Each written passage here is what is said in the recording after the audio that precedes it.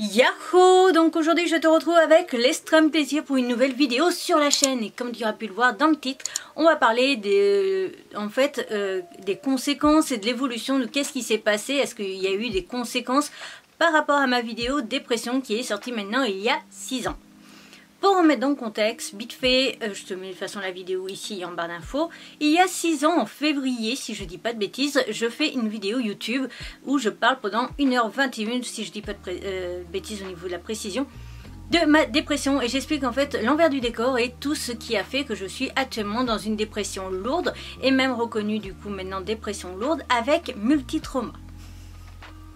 Voilà. Et donc du coup il s'avère que juste après ça, beaucoup l'ont su et vous le savez encore, que certains membres de ma famille m'espionnent et donc forcément il y a eu des conséquences, sachant qu'une personne est allée très loin. Et on va en parler justement, voilà. Accroche-toi sur le popcorn parce qu'il y a eu du drama, il y a des choses à dire et je pense que ça va te faire plaisir, surtout pour ceux qui aiment bien justement quand il se passe des choses comme ça, quand il y a du popcorn, il faut le popcorn et puis t'es là, tu vas écouter, tu vas adorer parce que vraiment, certaines personnes se font chier dans leur vie et n'ont pas de limite à leur méchanceté et leur connerie quand il s'agit de même vouloir potentiellement reconnaître un tort de leur part, d'admettre que oui, ils ont eu un comportement qu'ils n'auraient pas dû avoir ou autre. Bref, et après il n'y a pas que ça, il y a aussi l'évolution. Par exemple, je crois qu'il y a une question que j'ai eue, parce que j'ai eu du coup des questions, on va rebondir sur ce qui s'est passé, ces 6 dernières années avec une FAQ. Mais je crois aussi qu'il y a eu est-ce que par exemple le fait que mon papa sache certaines choses, ça a amélioré mon lien avec mon papa, est-ce que ça, depuis certaines relations se sont améliorées, dégradées, etc. Je vais répondre à tout ça avec vos questions. Voilà, et si ça ne plaît pas à certaines personnes de ma famille, l'idée que je puisse faire une vidéo update, je vous invite tout simplement à la quitter ou alors à éviter d'aller chialer. Merci. Alors, comment as-tu évolué depuis la première vidéo sur ta dépression il y a 5 ans? Donc maintenant, elle a 6 ans en fait. Hein. J'avais dit à l'époque, quand j'ai lancé la FAQ, 5 ans, mais comme on est passé en février depuis, hein, je vous apprends rien, la vidéo du coup à 6 ans. Alors, c'est comment as-tu évolué depuis la vidéo dépression? J'ai évolué dans le fait que du coup, alors... Au moment où j'ai fait la vidéo, personnellement, moi, faire ce genre de vidéo, comme ma vidéo sur le harcèlement scolaire, la vidéo sur ma phobie des hommes, ma vidéo sur les psys, voilà, tout ce genre de vidéos, il faut savoir que ça ne m'a jamais apporté quelque chose positivement de faire ce genre de vidéo. Ça ne m'a pas fait du tout du bien mentalement d'extérioriser tout ça, parce que ça fait des années que je vois des psys et que j'extériorise déjà tout ça. Que par exemple, le fait que ma tati m'ait servi tout un repas en me faisant le grand sourire et me dire tiens, je sais que tu aimes ça et tout ça, l'avoir dit 1 million de fois à enfin pas une trentaine de psy mais à 15 psy, à le dire à droite à gauche, qu'on me demande vraiment qu'est-ce qui s'est passé dans ton passé et pourquoi ta tati elle est méchante avec toi et tout tralala, je peux vous dire que le coup par exemple du repas qu'elle m'a servi avec son grand sourire de sadique, je l'ai dit. Je l'ai dit je sais pas combien de fois dans ma vie, mais je l'ai raconté cette histoire. Et ça ne m'a jamais aidé parce que du coup en fait tout ce que j'ai vécu a été finalement des traumatismes. Des traumatismes tellement lourds que du coup actuellement je suis en séance psy EMDR qui est une séance de psy qui fait que c'est une méthode qui a été faite pour les grands traumatisés et notamment à la base pour les soldats qui font la guerre parce qu'ils voyaient des choses forcément qui sont pas trop ouf et donc ça a été aussi adapté au commun du mortel, on va dire ça comme ça, et donc je fais de l'EMDR depuis maintenant un peu plus d'1 an parce que j'ai commencé en début février du coup 2024, voilà. Mais du coup, je crois que j'ai même pas comment as-tu évolué? Maintenant j'affirme un peu plus ce que j'ai pu vivre, je ne cache plus comme j'ai pu cacher du coup certains sujets comme mon cousin avec les attouchements ou là avec mon copain, tout ça maintenant je n'ai plus honte de le dire et voilà, il n'y a plus du tout de tabou et il n'y a plus du tout de secret, surtout auprès de maman où ça avait été très dur pour moi en fait de cacher pendant tant d'années ces choses là et au cas où j'ai Junior avec moi, voilà. quel a été le moment le plus difficile ces dernières années et comment les as-tu surmontés? Depuis la vidéo, le moment qui a été le plus difficile, je pense que je vais surprendre personne pour ceux qui me suivent depuis l'époque. En octobre, le 20 octobre 2019, ma chaîne Pandy est morte, la chaîne que j'avais à l'époque d'ailleurs de cette vidéo. Et du coup, ça a été très très dur pour moi, au point où chaque année, je le redis au cas où, désolé pour ceux qui connaissent la réponse, mais chaque année il faut qu'en fait on fasse quelque chose de vraiment gros pour en fait duper mon cerveau pour que j'oublie qu'on est ce jour-là fatidique. Et c'est un point où dès quasiment le 5 ou 10 du mois, je ne suis plus trop capable de réfléchir par moi-même, je suis plus trop capable de faire des choses. Je finis par ne rien faire de mes journées, à part potentiellement juste regarder des épisodes de séries ou d'animés, mais pas lire, parce que lire me demande du travail. Je sais pas comment expliquer, mais pour moi j'ai l'impression que lire me demande du travail, alors que regarder un dessin animé par exemple me demande moins de travail pour le cerveau. Et donc comme je suis plus capable de réfléchir par moi-même, heureusement que j'ai ma maman qui est très fusionnelle avec moi, on a un effet un peu jumeau, et elle est capable en fait à des moments précis quand je lui demande de réfléchir pour moi et de se mettre à ma place, et donc de réfléchir comme si elle était moi. Voilà, un des gros points forts qu'on a.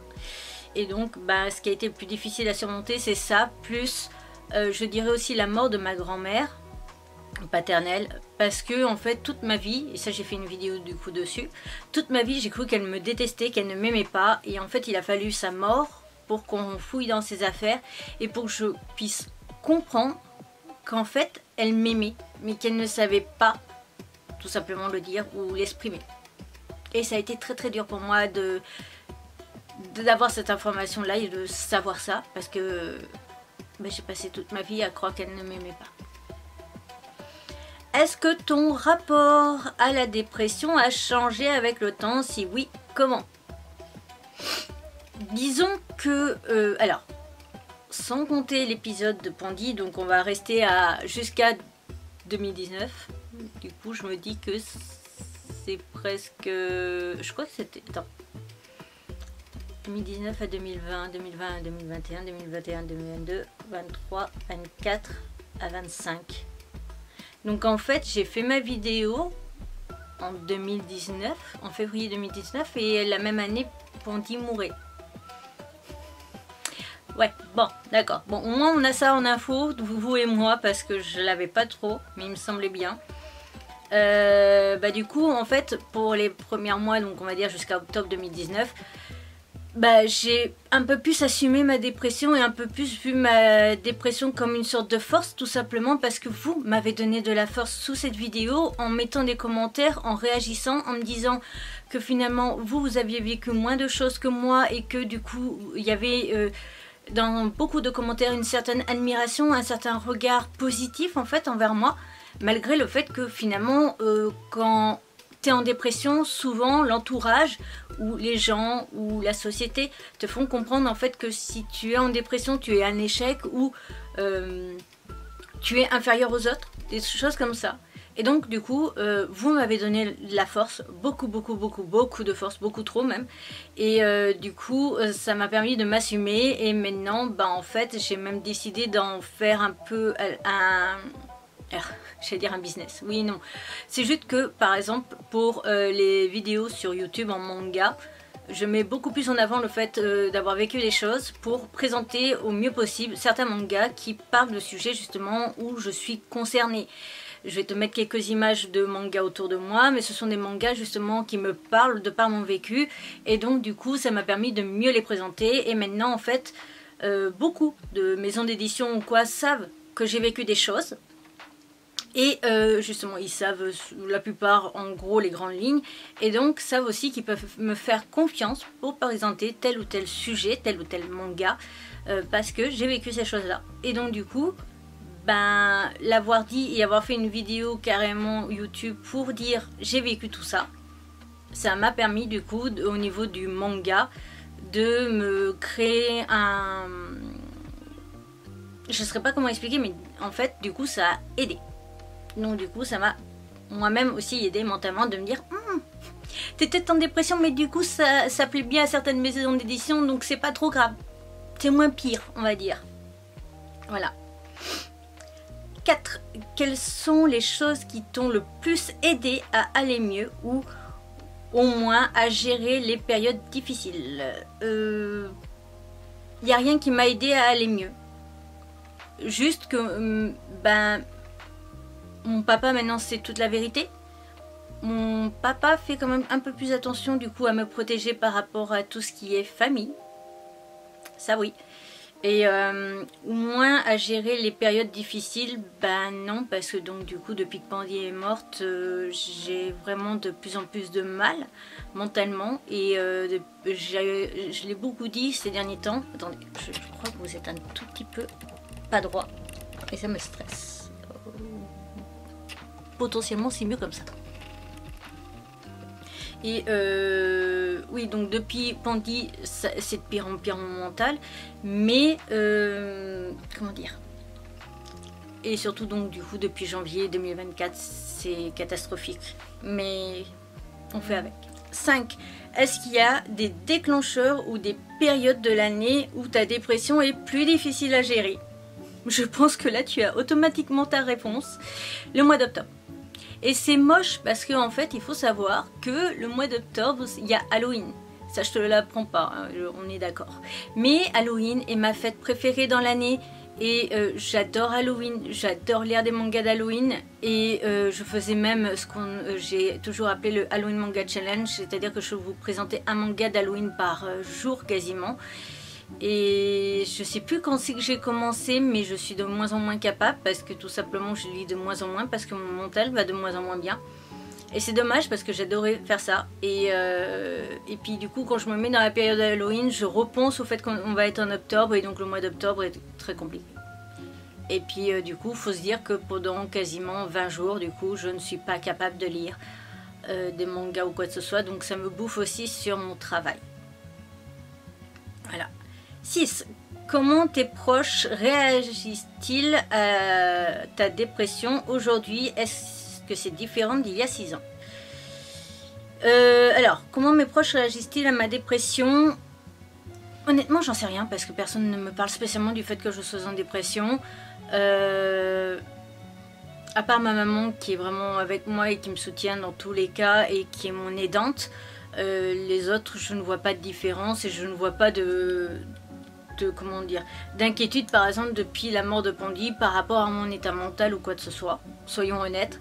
Même des appels à l'aide que j'ai pu faire pour faire comprendre à certaines personnes que j'avais besoin qu'ils fassent des efforts pour essayer de soulager ma blessure due à la mort de ma chienne, il n'y a pas eu ces efforts là de fait par ces personnes, donc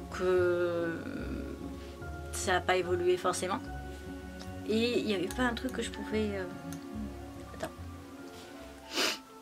Non, je croyais qu'au départ, à la base de la question aussi, je croyais que c'était comment tes proches ont réagi à ta vidéo. Je ne sais pas si elle y est plus tard, mais on va y répondre à ça parce que je me dis que ça peut être aussi intéressant. Alors, comment mes proches ont réagi à ma vidéo sur la dépression?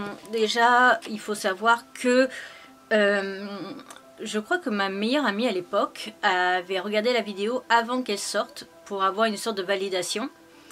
Et après, donc ça je ne l'ai jamais caché, mais il faut savoir que donc ma fameuse Tati m'espionne sur YouTube depuis que j'ai commencé, donc depuis avril 2014, elle n'a que ça à foutre de sa vie que de regarder mes vidéos, surtout pour parler de manga ou de manga 18+, tout va bien. Mais donc il faut savoir que ma Tati regarde mes vidéos et donc je l'ai découvert ce jour-là.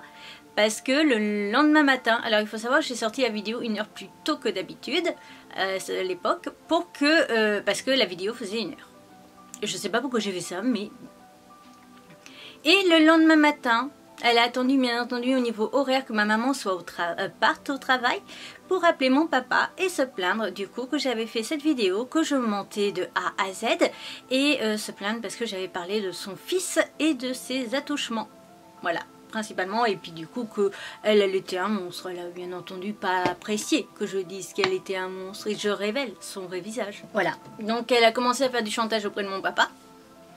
Mon père m'a demandé donc après l'appel ce qui s'était passé, qu'est-ce que c'était cette fameuse vidéo et tout ça. Et le soir même, mes parents ont regardé la vidéo dépression à la place du film du soir. Voilà. Donc le seul truc que je pourrais dire, c'est que quand je me suis réveillée, j'ai entendu mon papa dire « Je savais que c'était un petit con, mais à ce point-là...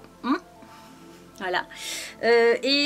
Mon père, ça lui a permis du coup de se réveiller, de se rendre compte à quel point je disais que ma famille était toxique et que je les aimais pas et qu'ils étaient un danger pour moi et que voilà, il comprenait pas forcément pourquoi lui qui a toujours été très famille, du coup pourquoi je voulais plus les fréquenter, j'en pouvais plus en fait d'en entendre parler de leur existence. Et là ça a permis de faire ça parce que du coup ça a fait qu'il a vraiment totalement coupé les ponts. Tati par contre a cherché à faire du harcèlement, m'a harcelée, elle a créé des comptes YouTube pour mettre des commentaires à la con et clamer sa vérité à elle en déformant en fait tout ce que je disais, forcément pour se blanchir elle. Elle a été jusqu'à créer aussi un compte Facebook pour contacter certains de mes abonnés ou autres et une fois de plus clamer sa vérité, sa part de l'histoire, etc. Mais manque de peau pour elle, elle a dit des choses sur ma maman qui étaient erronées et certains de mes abonnés connaissaient ces informations là depuis pas mal de temps et donc ont tout de suite compris en fait qu'il y avait on va dire les mots clairement, une cacahuète dans le potage, voilà. Et donc beaucoup ont tout de suite tourné le dos en comprenant que c'était forcément elle qui agissait, moi qui aussitôt de façon comprenait que c'était elle, et donc forcément je prévenais principalement sur Instagram que voilà il y avait qu'on cherchait à me nuire. Et c'est un point où ma tati se fait tellement chier encore malgré les années, 6 ans plus tard, parce que entre temps j'ai créé une chaîne hentai, elle est allée dessus, elle a râlé pour une vidéo que j'avais faite parce que c'était une FAQ et j'ai dit du coup des choses qui n'y ont pas plu. Et là récemment en septembre dernier je vous ai donc annoncé que j'étais élève de l'école IMCI et que j'avais donc créé un TikTok spécial Community Manager qui est actuellement en pause certes, parce que j'ai pas le temps actuellement vu que je suis encore sur mes examens, etc. Et donc du coup, ma chère Tati est allée se créer un compte TikTok pour m'espionner. Voilà à quel point ma Tati se fait chier dans sa vie. Franchement, je sais pas où il trouve le temps, mais moi j'ai pas le temps pour ce genre de choses, c'est hallucinant. Voilà, donc chaque fois je suis obligée de prévenir sur les réseaux sociaux, attention, elle est encore de retour, attention si elle vous contacte, méfiez-vous. De toute façon c'est simple, sur les réseaux sociaux, en fait si quelqu'un qui prétend être de ma famille vous envoie un message à partir d'un compte, n'importe quel nom, n'écoutez pas, c'est tout. Honnêtement, il n'y a pas à écouter, de toute façon il y a quoi à dire. Et s'il m'arrive quelque chose, de toute façon les règles ont été déjà listées, les choses ont été listées, comment même vous annoncer à vous s'il m'arrivait quelque chose de très grave. Tout est écrit. J'ai fait une sorte de testament déjà il y a pas mal de temps, à l'époque d'ailleurs, et en 2019. Et j'ai refait le testament, faut que je refasse pardon, en mai-juin. Parce que du coup il y a eu quelques naissances entre temps, un petit garçon qui a 3 ans je crois, je sais plus. Mais voilà, donc il y a tout. Et il y a, s'il m'arrive quelque chose médical, je suis plus en état temporairement parce que par exemple, je sais pas moi, j'ai été emmenée à l'hôpital etc, il se passe quelque chose et X info. Il y a tout de listé, maman ours s'occupera de ça. Voilà. Maman ours / Pika parce que je pense qu'elle utilisera Pika pour faire le post ou voilà. Je suis en train de lui apprendre même à faire des stories sur Instagram à partir de mon téléphone pour que justement s'il m'arrive un truc elle fasse le job comme ça. Ou qu'elle contacte, elle sait aussi qui contacter dans mes abonnés pour potentiellement avoir de l'aide. Enfin dans mes abonnés / amis mais... Comme j'utilise toujours mes réseaux sociaux de par exemple Ibi Otaku pour discuter avec mes potes ou Ibi Voyage, voilà, enfin foot travel, bref. Quelle stratégie ou traitement as-tu essayé et lesquels ont été les plus efficaces pour toi? Oh, elle est pas mal celle-là, la 7. Donc, quelle stratégie au traitement as-tu essayé et ont été les plus efficaces pour toi? Alors, on a essayé par plusieurs fois des types de médicaments, mais tous n'ont pas été forcément efficaces. Actuellement, le traitement que j'ai depuis décembre 2013 me convient parfaitement. On peut l'adapter, c'est l'avantage, c'est qu'on a réussi à l'adapter pour qu'il soit malléable et donc s'adapte en fait à mes de dépression. Actuellement, j'avoue que depuis cet été, l'été dernier, donc 2024, ça reste à revoir. Mais étant donné que j'ai changé de psychiatre depuis décembre 2019 et qu'il y a eu l'épisode de la méchante psy pour ceux qui me suivent sur Instagram et que maintenant on a l'autre, j'avoue, je fais pas esprit. Alors je vous explique. Actuellement, j'ai le psychologue qui ressemble à Dr House, donc qui se nomme Dr House, et le psychiatre. Le psychiatre, honnêtement, il ressemble un peu à Wilson, justement, dans Dr House, mais sans le vouloir, en fait, je le surnomme l'autre. Ça montre un petit peu ma relation avec lui. Hein. Voilà. Bref, toujours est-il, depuis que j'ai l'autre, c'est pas ouf, hein. Il a un petit peu du mal à comprendre la réalité, il minimise surtout principalement mon état de santé et donc forcément je suis en train d'envisager de le remplacer par quelqu'un d'autre. Voilà, je regrette amèrement ma psychiatre de 2013 à 2019, sachez-le. Et donc, quelles méthodes ont été mises en place? Je me suis rendu compte du coup en 2023 que juste du psychologue ou psychiatre, peu importe, mais pour juste discuter pendant une heure, une demi-heure, ce que tu veux, toutes les 2 semaines, pour raconter quoi, qu'est-ce qui s'est passé depuis la dernière fois, et en parler pour, entre parenthèses, extérioriser, ça me convenait pas, et c'est pas ça qui allait faire évoluer les choses, parce que du coup, ce que j'avais vécu étaient des traumatismes qui m'empêchent en fait d'avancer dans ma propre vie, parce que comme quand j'ai passé le permis du coup scooter, ça devait être du coup en 2023 je pense, tout simplement je me suis rendu compte que les phrases que j'avais eues enfant de ma tati restaient dans ma tête, et donc quand j'échouais à quelque chose, elle continuait d'agir en fait finalement et d'avoir un pouvoir sur moi. Donc c'est là où on est passé du coup aux séances EMDR qui sont plutôt efficaces là-dessus. Voilà. On avait envisagé aussi d'essayer le TCC, mais apparemment ce ne serait pas adapté pour moi. Voilà.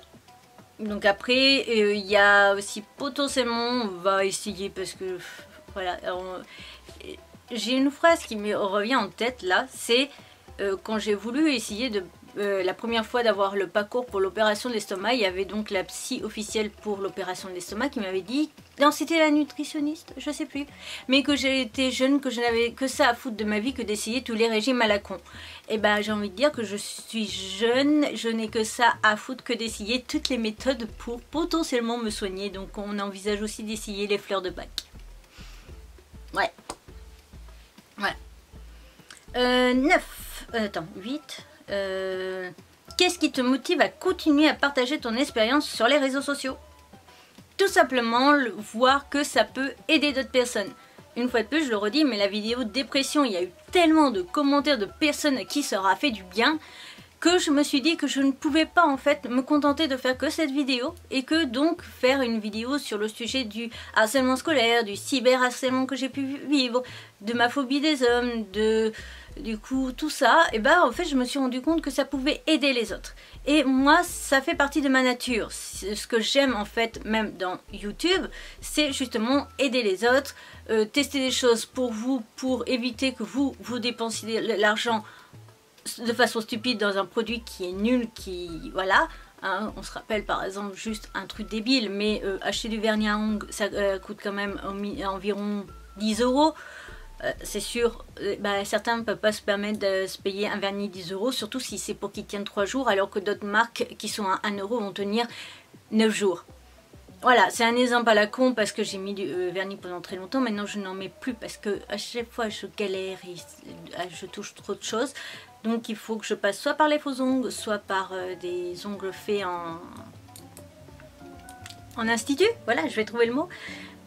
Et donc du coup, voilà. Quel impact Qu'est-ce qui te motive à partager ton expérience? Bah voilà, aider les autres. Et des fois aussi, ça t'aide toi-même à t'accepter ou à voir ta vie d'une façon différente parce que tu la vois aussi à travers les yeux de d'autres gens. 9. On en est déjà à 30 minutes, on est à 9 sur 15. Oupsie! As-tu constaté des impacts de la dépression sur ta vie professionnelle et comment les gères-tu? Dans ma vie pro, je dirais pas vraiment que c'est la dépression qui a des impacts sur ma vie professionnelle, mais plutôt le reste, le à côté.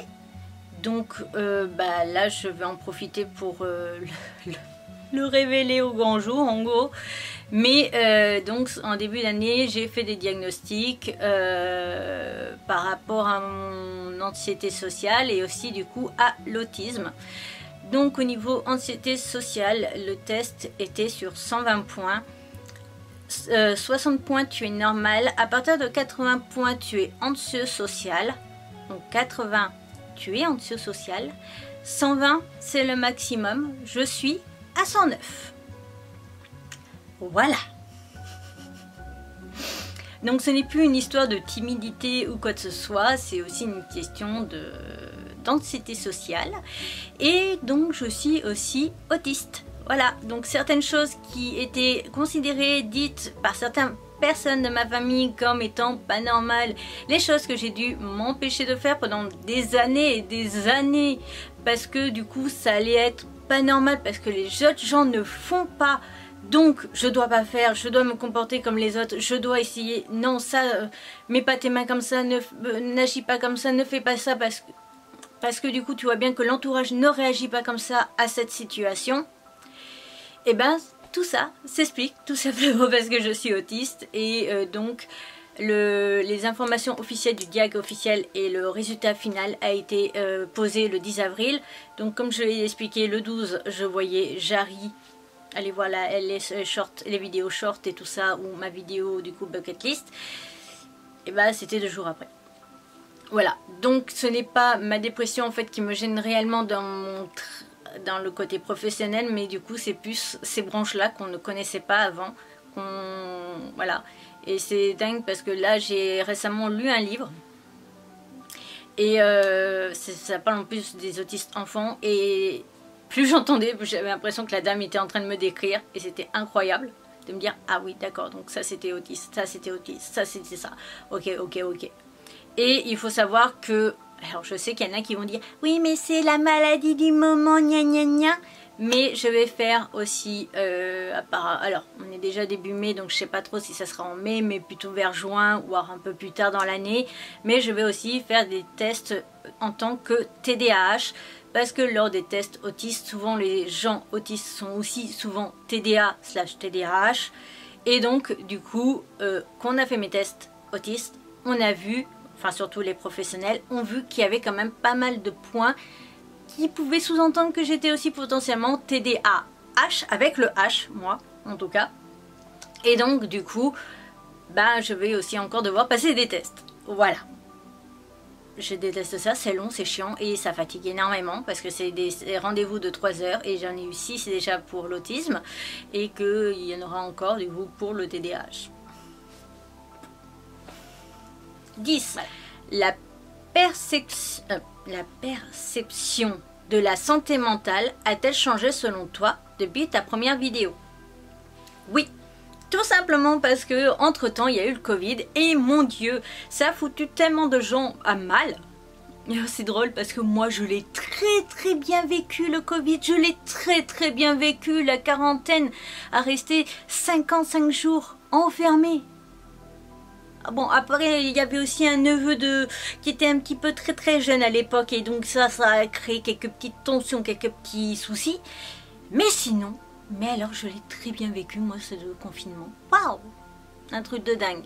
J'ai l'impression d'être le seul, en fait, qui l'a très bien vécu. En plus, j'ai pu défoncer ma pile à lire. Je lisais 3 mangas par jour. Là, je vous donne une idée, j'en lis à peu près 20 par mois. Voilà, et j'ai fait pendant 55 jours. Ouh, ça faisait 150 mangas. Mais voilà, et donc depuis en fait le Covid, beaucoup de grosses créatrices de contenu, influenceuses manga, enfin pas manga, sur YouTube, etc. ont eu aussi leur santé mentale qui leur a joué des tours, et donc depuis forcément on a un petit peu plus normalisé de parler de santé mentale, et ça m'a fait rire parce que j'étais en mode moi ça fait un petit moment que j'en parle, je pose des petits trucs à droite à gauche. Donc voilà, donc ça m'a fait extrêmement rire et ça m'a montré que voilà, maintenant on parle beaucoup plus de santé mentale, comme certains aussi problèmes, donc l'autisme, je trouve que c'est de plus en plus présent aussi sur les réseaux sociaux tels que TikTok. Pareil, il y a aussi autre chose, moi, que je pense avoir, mais que pour l'instant je n'ai pas de diagnostic, donc je n'ouvrirai pas ma bouche, mais aussi potentiellement, et c'est vrai que ben, avant Covid, avant 2019, enfin plutôt avant 2020, très clairement c'était pas beaucoup mis en avant. Et voilà, moi personnellement j'aimerais bien aussi, ça n'a rien à voir, mais j'aimerais bien pouvoir faire des vidéos YouTube quand j'avais pu faire. Alors je l'ai retirée parce que très clairement elle est nulle et elle est complètement à refaire, mais j'avais fait une vidéo en fait où je discutais avec une fille qui a été fille de femme battue, qui voyait son père battre sa mère et aussi qui a subi des conséquences forcément de par cette personne.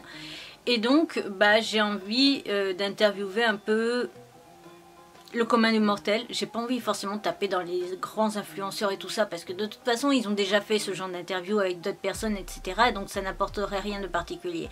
Moi ce que j'ai plus envie de montrer, c'est justement par exemple comme mon ami Kurama, et de mettre en avant justement son vécu. Et voilà, elle est normale, elle est comme toi et moi, elle a un travail standard. Qu'est-ce qu'elle fait, comment elle vit, comment elle réagit par rapport à tout ça, quels ont été les traumas que ça a pu lui donner. Pareil, je sais que j'ai une abonnée qui a eu plusieurs cancers. Ça pourrait être intéressant justement d'en parler, où elle trouve sa force à elle et tout ça. Parce que en fait, il y a aussi le truc que quand tu écoutes des influenceurs, alors oui, il y en a beaucoup, on les regarde et donc du coup, on s'identifie un peu à eux. Mais je trouve que du coup, ils n'ont pas non plus la même vie que nous. C'est-à-dire qu'ils n'ont pas les mêmes revenus que nous, ils n'ont pas les mêmes situations que nous. Il y a plein de choses comme ça, et donc je trouve ça plus intéressant, comme avait voulu faire aussi deux youtubeuses que j'apprécie beaucoup, avec eu le projet de faire, notamment la youtubeuse Laurette, qui a récemment eu un cancer justement. Elle avait envisagé de rencontrer ses abonnés et de parler de leur vécu. Ben moi j'ai aussi ce projet là, et j'aimerais vraiment le mettre en avant. Voilà, et moi j'aimerais aussi beaucoup mettre en avant sur ma chaîne principalement le handicap invisible, parce que forcément je suis concernée. Je ne vais pas parler beaucoup du handicap par exemple en fauteuil roulant visible ou d'autres trucs, parce que c'est pas un sujet que je maîtrise, mais les handicaps invisibles je maîtrise un peu, et donc je veux me maîtriser beaucoup plus ce sujet par les années à venir. Donc du coup bah, je me dis que ça pourrait être intéressant. 11. Y a-t-il des moments où tu t'es senti incompris dans ton parcours, même en tant que personne sensibilité à la santé mentale? Incompris dans mon parcours, je dirais pas ça, mais par contre incompris où ma situation et mon état mental a été minimisé, oui, par les deux derniers psychiatres que j'ai eu, donc la méchante scie et l'autre. Parce que très clairement ces deux personnes minimisent ma situation, minimisent mon état, et ça en est totalement risible. D'ailleurs le comportement d'ailleurs de la méchante psy était tel, je l'ai dit d'ailleurs dans ma vidéo, que bah, très clairement mon médecin généraliste m'a dit de fuir parce qu'elle était dangereuse pour ma santé mentale. Donc voilà, je pense qu'il n'y a que de ça à dire. Ensuite, quel message aimerais-tu transmettre à ceux qui vivent aussi avec la dépression aujourd'hui?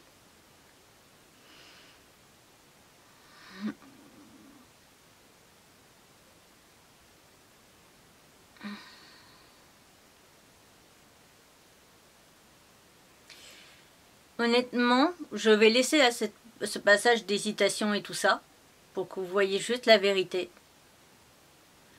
Quel message aimerais-tu transmettre à ceux qui vivent aussi avec la dépression?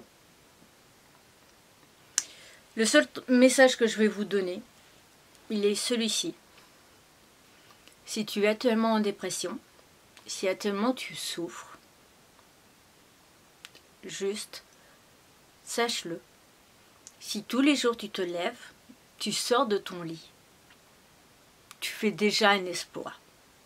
Et là déjà, rien que ça, c'est déjà montrer que tu te bats. Il n'y a pas besoin de faire 100 heures par semaine, quand j'ai pu faire, pour montrer que tu te bats pour ta dépression. Il n'y a pas besoin que tu fasses 10 000 activités dans ta journée pour montrer que tu te bats dans ta dépression. Déjà le fait que tu te lèves et que tu aies la force de sortir juste de ton lit, parce que le lit est un refuge, montre que tu te bats. Rien de plus. Et sache-le, tu n'as besoin de rien prouver à personne. Ta dépression, ta vie, ton histoire, ton combat, tu n'as besoin de prouver à personne que tu te bats ou quoi que ce soit. Et s'il y a des jours où tu mets 1 heure, 2 heures, 3 heures, 4 heures, on va rester à 4 heures quand même, pour te lever de ton lit, c'est pas grave. C'est pas grave, tu l'as fait, c'est déjà bien. Peu importe le temps en fait que tu mets pour te lever de ton lit ce matin ou demain matin et après-demain, et pour activer ta journée, prends le temps que tu as besoin. Prends le temps que tu as besoin pour te lever, pour faire les choses. Et les autres gens qui te diront quoi que ce soit, ils ne sont pas toi. Ils n'ont pas vécu ce que tu as vécu. Et donc, ils ne savent pas, ils ne savent rien. On peut raconter sa vie comme moi je l'ai fait en détail. Mais au final, personne n'est moi. Personne n'a mon hypersensibilité, personne n'a mon autisme, personne n'a mon anxiété sociale, personne n'a ma phobie des hommes. Même une personne qui aurait vécu partiellement la même vie que moi, même si une deuxième personne, un deuxième Ibi naissait, vivait exactement la même chose que moi, il n'aurait pas forcément mon hypersensibilité. Il n'aurait peut-être pas mon niveau d'autisme, il n'aurait peut-être pas mon niveau d'anxiété sociale, ma peur des hommes, ma peur de l'école, ma peur des élèves, des ados dans la rue, etc. Ne te compare à personne et ne laisse personne te donner leur avis ou te dire que tu es trop faible, que tu es trop ci, que tu es trop là, que tu ne fais pas assez, etc. Tu fais assez quand tu donnes de toi-même et que tu fais ce que tu as décidé pour cette journée. Si demain tu es fatigué, tu n'y arrives pas, tu peux rien faire, tu passes ta journée à scroller, c'est pas grave. Mais dis-toi juste, toi-même, fais-toi une promesse à toi-même et dis-toi demain, je vais essayer. N'impose pas dans ta phrase le je vais réussir. Je vais essayer de faire mieux demain. C'est tout. Et tu ne dois rien à personne. Juste toi et toi seul. Point barre. Et pour une fois, là, j'ai regardé l'objectif. Mais sache-le, tu dois rien à personne. Même si tu es marié, même si tu as des enfants, même si... Je veux pas savoir. Tu dois rien à personne, tu dois tout à toi-même. Et c'est une histoire entre toi et toi, personne d'autre peut te juger. Parce que personne n'aura vécu ta vie, personne n'aura vécu dans tes chaussons au moment même que tu as vécu les choses. Parce que même si une personne est avec toi au moment où toi tu vis les choses, la personne ne vit pas les choses de la même façon que toi. La personne n'a pas le même regard que toi. La personne n'a pas la même hypersensibilité que toi. C'est tout. Et les autres, tu les emmerdes. C'est tout ce que j'ai à dire. Les autres, tu les emmerdes. Voilà. J'ai été sérieux. 13. Qu'est-ce que tu as découvert? Pardon. Est-ce que tu as découvert des passions ou des activités qui t'aident à sortir de la dépression, de la spirale de la dépression? Non, pas spécialement. Seul truc que j'aime bien faire en ce moment, que j'ai fait qu'une seule fois et j'ai beaucoup de retard du coup, c'est m'amuser à faire des mini-books. Donc c'est des bouquins qui sont gros comme ça, qui sont actuellement dans une tirelire. Faut que je fasse une vidéo d'ailleurs où je montre quand je les fabrique. Mais voilà, ça m'occupe le cerveau, etc. Comme quand je faisais mes toiles manga. D'ailleurs, je suis en train de relancer mes toiles manga. Donc si jamais ça peut vous intéresser, je vous invite à aller voir sur Vinted. Mais donc j'avais fait des toiles de manga. Et ça aussi parce que en fait, quand tu te concentres comme ça sur de la création, ton cerveau il s'est barré. La dépression, le machin, c'est parti, au revoir. Voilà, au revoir. Mais c'est pareil aussi, moi j'ai remarqué en fait quand je pars en voyage à l'étranger, alors ça l'a un peu moins fait en Espagne bizarrement qu'au Maroc, mais je me sens moins malade au niveau de ma dépression, ou alors quand je fréquente certaines personnes de ma famille, vous le savez, mes cousins préférés avec leur maman, par exemple. Voilà, je ne suis pas jugée, je suis aimée telle que je suis, comme je suis, peu importe à quoi je ressemble, tatouage sur les mains ou pas, coloration de cheveux ou pas, on s'en fout et on m'aime comme je suis. J'ai vécu l'enfer avec la famille étant enfant, maintenant je vis le paradis avec eux. Voilà. Comment ta vision de toi-même a-t-elle évolué depuis le début de ta lutte contre la dépression? Question suivante. Si tu pouvais donner un conseil à toi-même d'il y a 5 ans, que lui dirais-tu? Ouf! Alors si je pouvais donner un conseil à moi d'il y a donc 6 ans, c'est juste prépare-toi parce que Tati va être putain de casse-bonbon et tu n'as pas idée à quel point elle peut être chiante. Enfin si, on le sait en fait, mais je m'attendais pas à ce qu'elle fasse tout ça quand même. Je pensais juste qu'elle allait au pire téléphoner à mon père et gueuler un petit coup, qu'elle allait potentiellement mettre des commentaires, ouais, qu'elle aurait débarqué à la maison potentiellement, pour rager, pour gueuler, pour crier au scandale. Mais je m'attendais pas à ce qu'elle crie quand même un compte Facebook en se faisant passer pour moi, en racontant du coup sa vérité à mes abonnés, en allant jusqu'à les contacter un par un. Je ne pensais pas non plus qu'elle irait jusqu'à me suivre sur une chaîne hentai. Les mangas de 18+, avec des relations bien, voilà. Je ne pensais pas que ma Tati irait jusque là. Je n'avais pas pensé non plus que ma Tati irait aussi créer un compte TikTok du coup en 2024 pour suivre ce que je fais en tant que community manager. Comme quoi, elle veut vraiment savoir tout ce que je fais. T'inquiète pas Tati, quand j'aurai mon diplôme, tu le sauras. Voilà. Donc voilà. Si peut-être que j'aurais...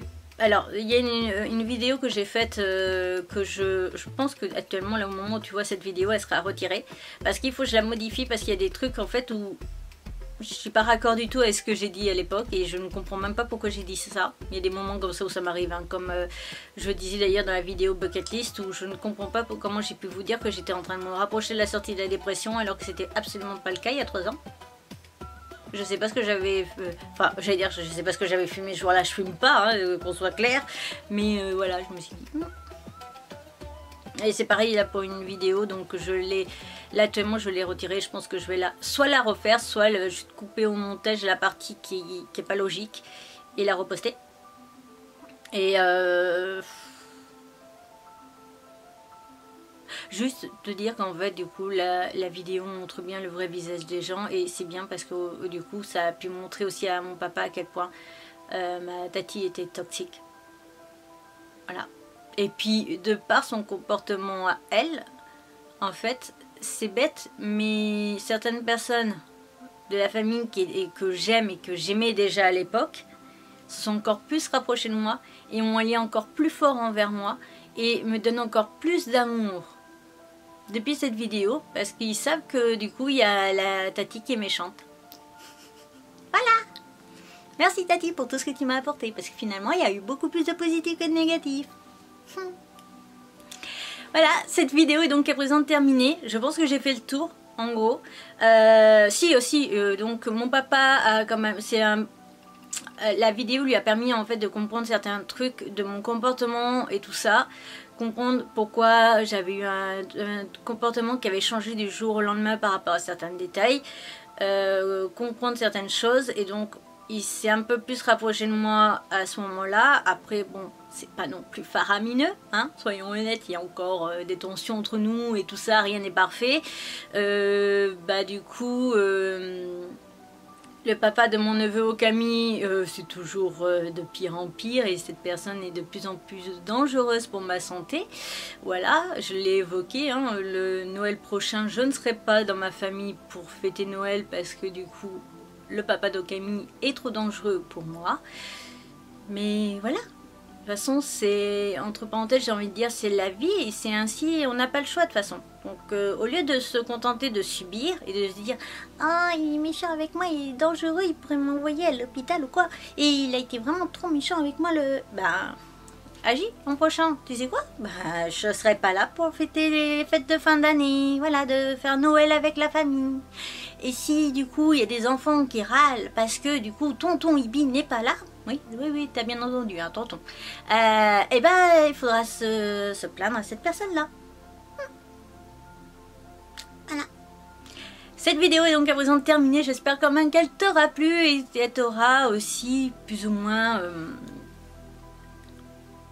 comment dire, ouvert les portes, réfléchir sur la dépression, sur tout ça, sur la santé mentale et autres. T'auras peut-être donné envie aussi, si tu n'avais pas vu toutes mes vidéos, aller en regarder certaines où je parle de d'autres sujets, du coup, voilà, tout. Enfin, à chaque fois je dis toujours les mêmes choses, le harcèlement scolaire, le cyberharcèlement et ma phobie des hommes. Il y a eu d'autres vidéos, hein. Il y a aussi du coup que j'ai pensé toute ma vie que ma grand-mère ne m'aimait pas ou des trucs comme ça, et je trouve que c'est vraiment des vidéos qui aident à penser même à sa propre vie et à analyser et voir les choses différemment.